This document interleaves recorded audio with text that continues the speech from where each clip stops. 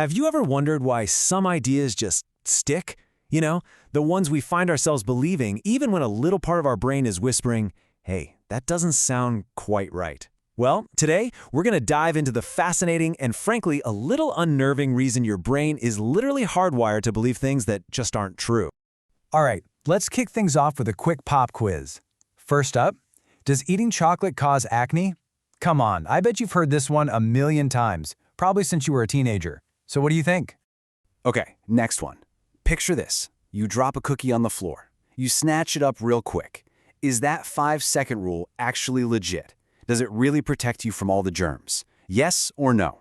And for the final round, oh, this is a classic. The whole idea that we humans only use a tiny little fraction of our brain power, just 10%. Is that real neuroscience or something else? So if you found yourself nodding along to any of those, you are definitely not alone. But, and here's the kicker, every single one of them is, according to the science, completely false. The chocolate acne connection is a myth. Bacteria don't have a stopwatch, and we use pretty much our entire brain all the time. Which, of course, brings us to the real question here. If these are just myths, why do they feel so right? Why do they have that ring of truth to them, even when the facts just aren't there? Well, the answer is hiding in a strange little glitch in our mental software. It turns out our brains love shortcuts. They have these little hacks for figuring out what's true and what's not. But, you know, like any shortcut, sometimes it can lead us completely down the wrong path. And this particular glitch, it's all about one thing: repetition. This bug in our system actually has a name. It's called the illusory truth effect. It's a fascinating cognitive bias where our brains basically decide that if they've heard something enough times, it must be true. It doesn't matter if it's a solid fact or total fiction. Just hearing it again and again is enough to make it feel real. So how does this actually work? Well, it's kind of scary how simple it is. First, you hear a statement over and over, from your friends, on the news, scrolling online. Second, because you've heard it before, your brain doesn't have to work as hard to understand it. It's easy. And here's where the glitch kicks in. Your brain confuses that easiness, that feeling of fluency, with a sign of truth. It's like it's thinking, hey, that was simple to process, must be correct. And get this effect is crazy powerful. Studies show it doesn't matter how smart you are or how much you analyze things. It gets everybody. It's so strong, it can even work when you start out knowing the information is false. If you hear a lie enough times, a part of your brain starts to go, well, maybe. But it doesn't stop there. This is where things get even sneakier. The illusory truth effect can team up with another mental quirk to trick us into thinking we've actually learned something correctly when we've really just been misled. For instance, a study from the National Institutes of Health is pretty eye-opening on this. It found that things like simple, slick explainer videos can create an illusion of understanding. You know the type.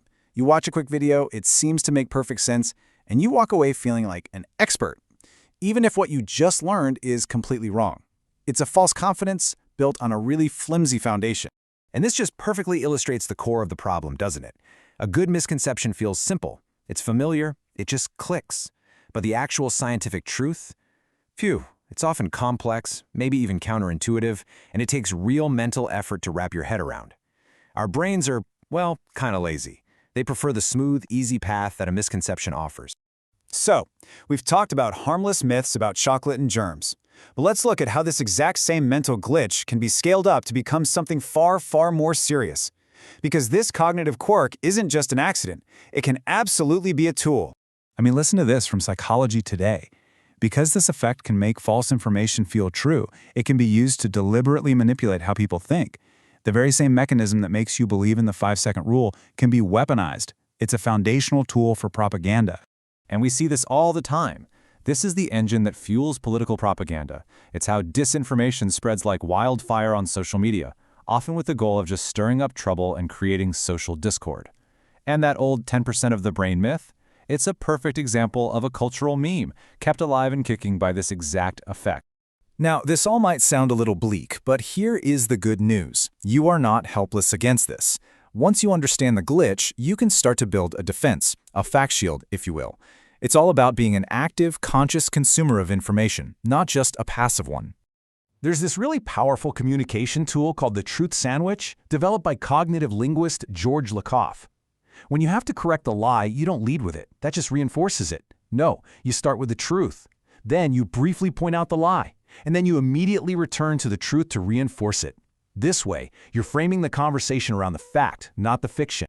And on a personal level, your best defense is to simply become your own fact checker. Don't just passively absorb stuff. When you see a claim, actively question it. Ask yourself, wait a minute, how true is this?